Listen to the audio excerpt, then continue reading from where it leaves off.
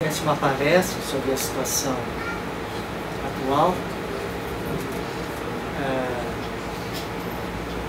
mas eu achei que ficaria fora de lugar a palestra sobre a conjuntura, por exemplo, porque essa iniciativa de se agrupar, de ter um instrumento de comunicação eletrônica para desenvolver o debate desse agrupamento com a sociedade, isso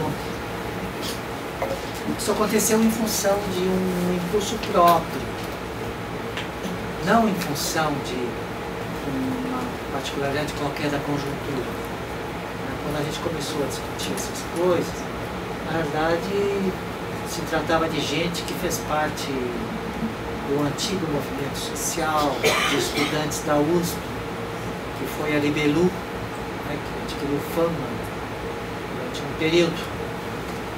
E num dado momento essa gente se reencontrou, em parte em função da minha doença, me procurou, as conversas comigo os animou a se reagrupar. Não tinha muito a ver com o conjunto.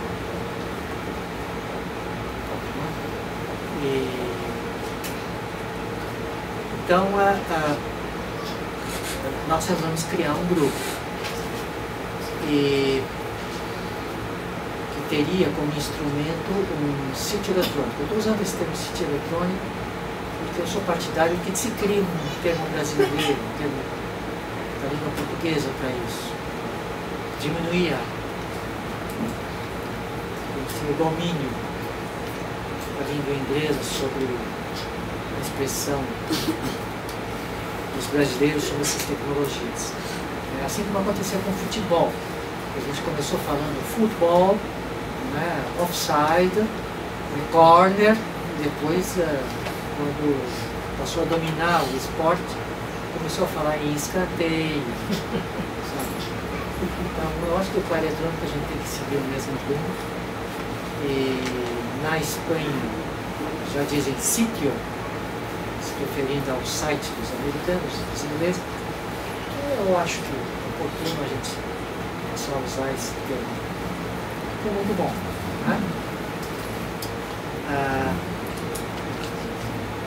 Então, no momento de lançar esse sítio eletrônico, a gente achou que cabia clarificar algumas ideias e, ao longo dessa discussão, chegou à conclusão que a gente tem umas ideias muito particulares e que as ideias nos diferenciavam dos grupos e organizações políticas existentes. E a primeira coisa que a gente passou a enxergar é que a gente não pretendia criar uma nova organização política. Nem sequer criar uma discussão que apontasse supostamente esclarecedora a partir de um conhecimento mais aprofundado de Marx, que nos permitisse apontar uma bandeira de lutas para os trabalhadores, para a sociedade insatisfeita com os rumos da sociedade dominada pelo capital. Nós não nos temos essa tarefa. Nesse sentido, então, a gente, a rigor, nem se situa como um grupo militante de esquerda. Nós somos militantes porque nós nos damos uma tarefa militante porque nos consideramos irmãos dos oprimidos e dos explorados. Isso.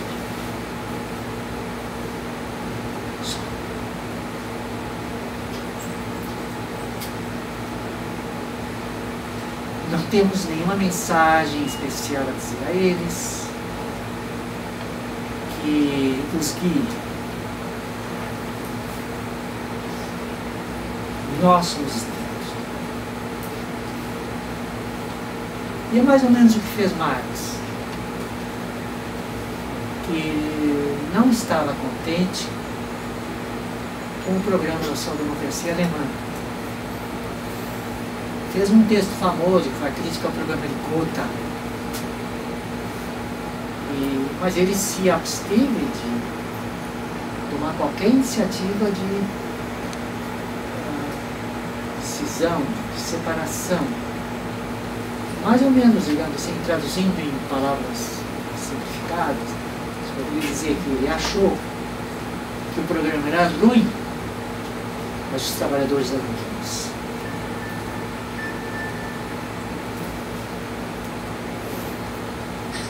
E eles estavam numa luta contra o capital. Eles sabiam. Estavam numa luta contra o capital ascendente da Alemanha. E essa gente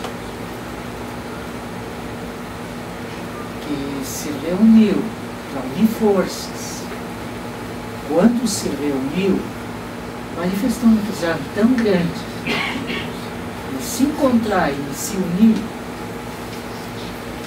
que não dava para pará-los. Marx não estava presente, mas os que estavam presentes ali disseram: vamos nos unir em torno do programa ruim.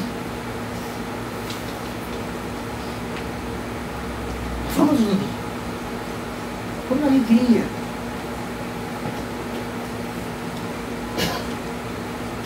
Eram trabalhadores que precisavam se unir contra o capital, que era de uma brutalidade muito grande.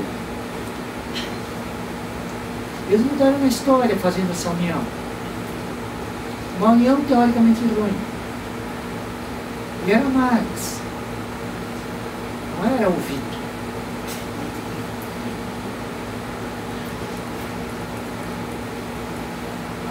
Então, isso nos mostra, né, como anda o processo histórico e como a gente deve andar.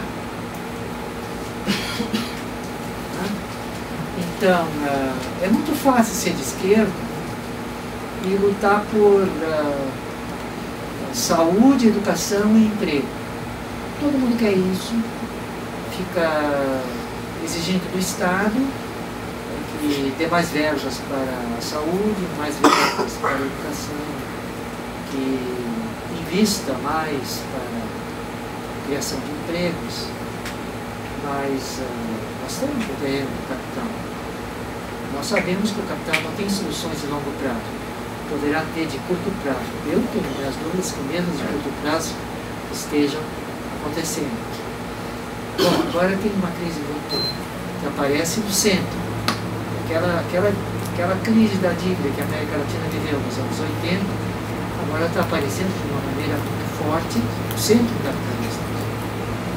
E não aparece nos Estados Unidos porque ele é o emissor do dinheiro mundial. Então é um momento de virada importante e de continuidade de uma crise que a rigor começou em 2007. Então, nesse sentido, nós não estamos preocupados em entrar no coro dos que buscam melhorias, sem saber por que essas melhorias são tão difíceis e principalmente sem apontar quais os obstáculos a que essas melhorias aconteçam. Então, há alguns obstáculos que devem ser apontados. Quem teria que apontar esses obstáculos? Nós? Os cultos em marxismo? Não. Eu acho que não. Eu acho que é o movimento. Como o movimento apontou no tempo de Marx.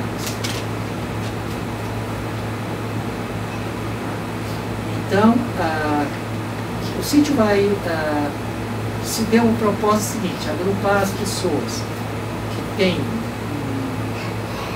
assim, em termos de sugestão de um dos iniciadores, né,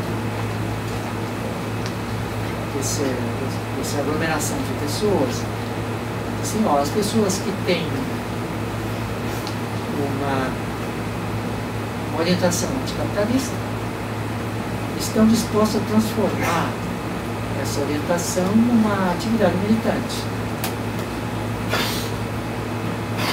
E aí surgiram sugestões variadas, tipo assim, como vamos atrair o movimento de massas a essas ideias nossas anticapitalistas. E eu assim, procurei exercer a minha influência, né, já que eu mais velho, no sentido de despreocupá-los com essa ideia de atrair, né, o movimento de massa. Eu digo, não se preocupem em atrair. Deixem que eles atraiam vocês, que é mais seguro. Né? Então, nós vamos estudar, nós vamos pesquisar, nós vamos divulgar nossas ideias, como fazemos enquanto atividade vital nossa. Nós somos intelectuais, é uma praga que nos assola. E intelectual não é um bom lugar ser intelectual na sociedade, gente. Estou falando aqui na PUC. Não é um bom lugar. Bom lugar é o do que menos entende.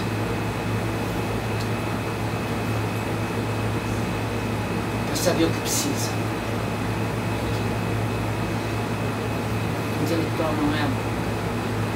Por isso que eles erram tanto. Eu queria ser camponeiro quando era guri. Queria ter terra e criar porco. Eu vivi numa colônia alemã. O alemão tem mania de criar porco. E eu achei que criar porco era uma coisa muito bonita. E eu acho que é até hoje. Mas um pai que era médico, achou que eu devia ser intelectual, me diminuiu. Transformando no intelectual. Né? Mas eu acho que guardei uma saudade de criação, criador de porcos, e uma saudade da terra e daquela incompreensão que compreende.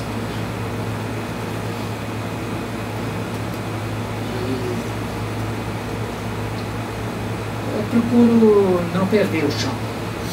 Então é esse chão que eu procurei contar para os meus amigos, para os meus camaradas, ex-camaradas de uma organização trotskista, que eu abandonei. Eu não me considero mais trotskista, há bastante tempo. Sou um crítico de Trotsky, quem é trotskista, deixa claro. Sou um crítico de Lenin, né? Mas acho que Marx deu uma contribuição. E Marx deu uma contribuição principalmente sobre como encarar o movimento social e os movimentos trabalhadores. É o chão das pessoas que querem ser mais, que não cabem em si, mas que são pessoas comuns. O intelectual que não cabe em si, que quer crescer, ele vai tentar crescer enquanto intelectual e vai se basear em fontes. É muito difícil encontrar uma fonte segura, mesmo Marx. Precisa tomar cuidado também com Marx. Por exemplo, sobre a questão do imperialismo, Marx cometeu erros que hoje em dia são evidentes. Só vou dar um exemplo. Em 1882, o Marx ainda estava vivo, ele morreu em 83. Quando a Inglaterra atacou o Egito, Marx tomou uma posição a favor da Inglaterra. Engels também. Contra a juventude da social-democracia alemã, que se posicionou a favor do Egito. Hoje a gente sabe quais os parâmetros que se baseou Marx, que pareciam óbvios do ponto de vista da teoria dele, mas que mesmo na obviedade que ele apareceu na época, ele tomou certos cuidados que depois não se tomou a partir da herança leninista, que tomou desvios muito mais graves.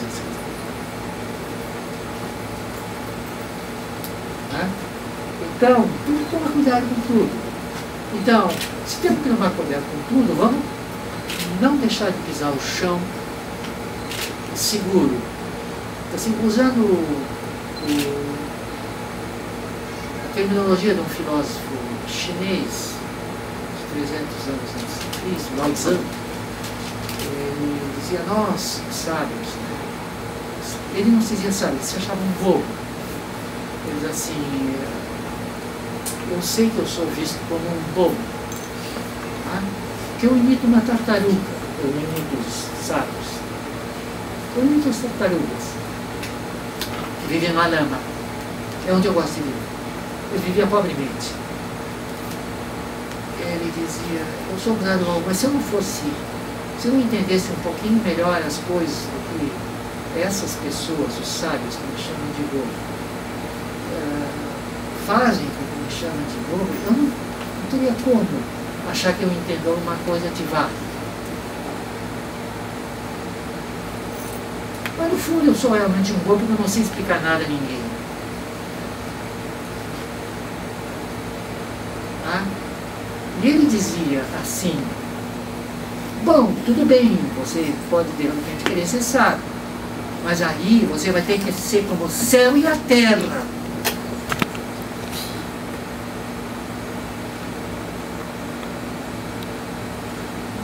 E você não vai saber exatamente explicar isso. Ou você não vai ser um intelectual que vai explicar isso para os outros. Não foi ele que falou isso, foi o discípulo dele, John Joe, que fez uma série de parábolas explicando o pensamento de Lao Tzu. E eu fui um marxista que leu filosofia chinesa apaixonadamente na minha juventude e fiquei um pouco viciado em certas filosofias que eu senti como muito materialistas, numa época em que não existiam materialistas. Porque ele debochava dos crentes, das religiões, sem duvidar das religiões. Ele disse: não, as religiões são verdadeiras. Ele diz assim: só que os deuses não são aquilo que eles dizem que são.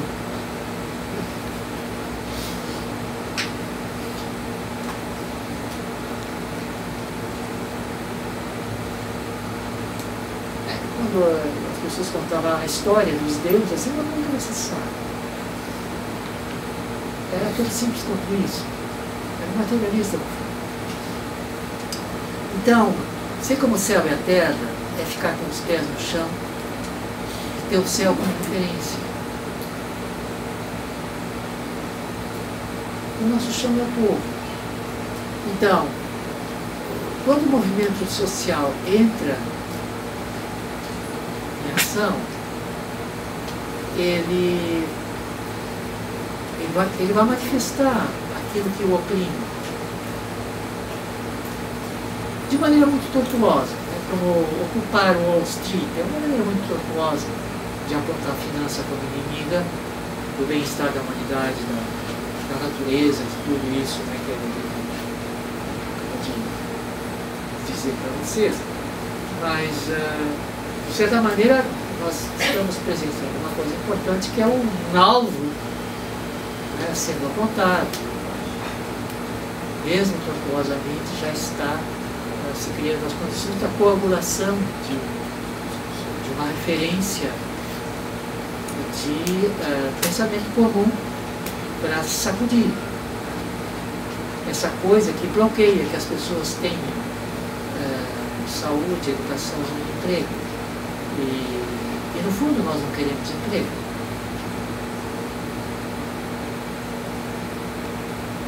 Como dizia Marx, eu não dizia esses termos, mas na verdade, se a gente vai ler com afinco as teses dele, existe uma diferença entre a atividade vital do homem e o trabalho penoso.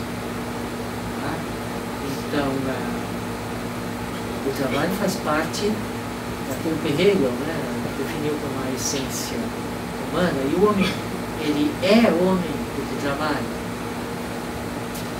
Mas o trabalho humano é a atividade vital do homem.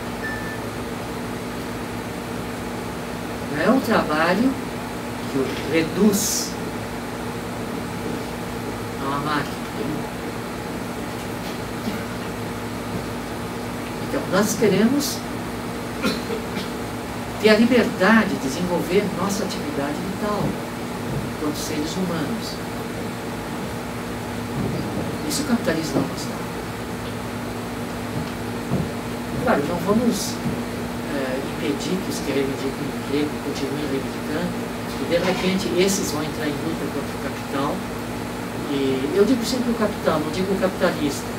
As intenções capitalistas são um elemento supérfluo desse processo. É o capital que precisa de uma alimentação constante de lucros e de juros, né?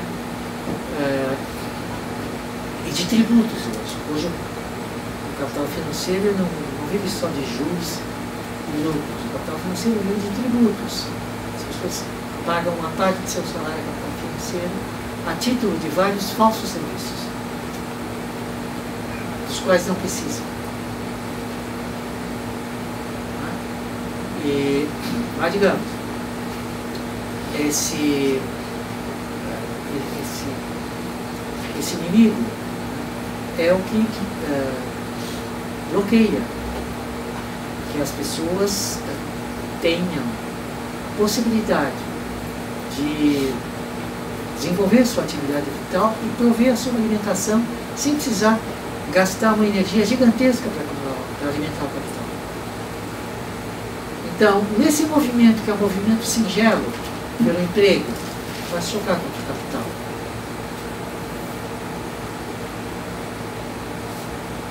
Esse movimento por educação, que para nós marxistas não é por educação, é por instrução, usando a terminologia da Revolução Francesa.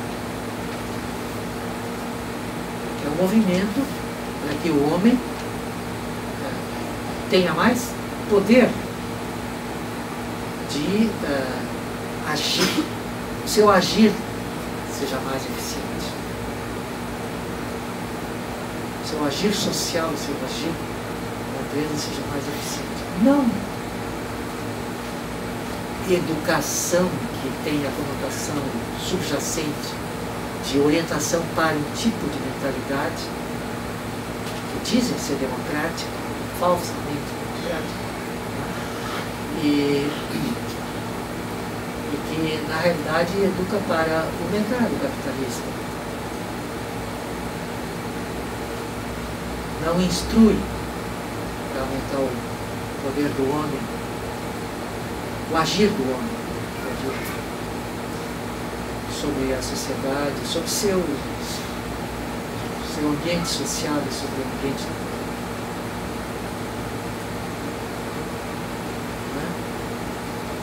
Então, se trata disso. Se trata dessa postura em relação ao que é a sociedade, como a gente se coloca e como a gente vai se orientar.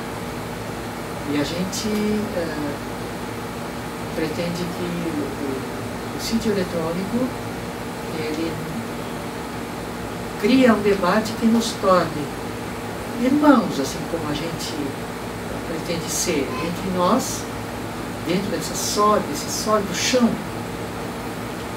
que a gente não quer parar de pisar. Né? E o chão, que é a humanidade que compreende tudo, vai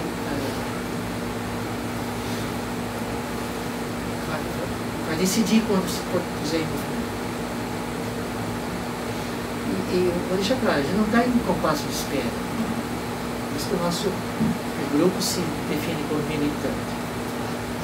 A gente está no agir que nos cabe.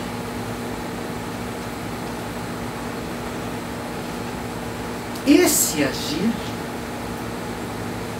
é o que nos faz existir como humanidade que se amplia. E essa é a urgência absoluta.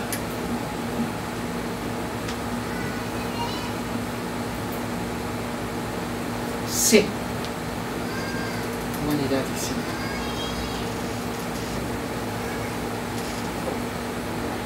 Isso que eu tinha a dizer, gente. Obrigado.